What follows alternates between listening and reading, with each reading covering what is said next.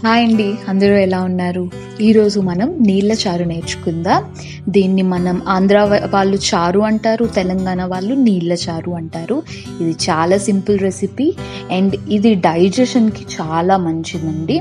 పప్పు ఇది తిన్నా కూడా చాలా కమ్మగా ఉంటుంది. దీనికి కావాల్సినవి కొత్తిమీర అండ్ ఆవాలు, జీలకర్ర, ఎండుమిరపకాయలు, కొన్ని కరివేపాకు, వెల్లుల్లి, ఉప్పు, కారం, పసుపు, జీలకర్ర పొడి అండ్ చింతపండుని నానబెట్టుకోవాలన్నమాట.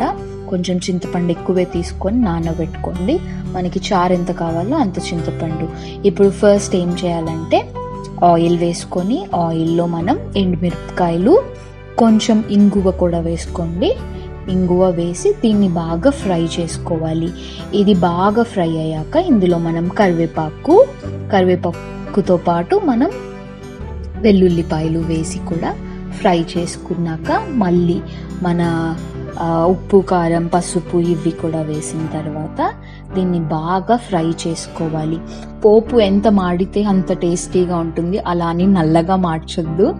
సో ఇది కలిపిన తర్వాత చింతపండు ఏదైతే నానబెట్టుకున్నామో ఆ చింతపండు బాగా పిసికేసి ఆ చింతపండు వేస్ట్ పడేసి ఆ వాటర్ని మనం ఇందులో వేసుకొని ఇందులో ఫైనల్గా కొత్తిమీర వేసుకొని ఒక పొంగు వచ్చేంత వరకు దీన్ని ఉడకనివ్వాలన్నమాట.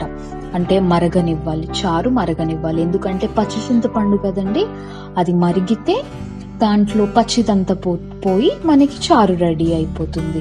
సో చాలా సింపుల్ రెసిపీ, జీర్ణంకి చాలా మంచిది. నీళ్ళ చారు ready. I hope you like the video. Thank you.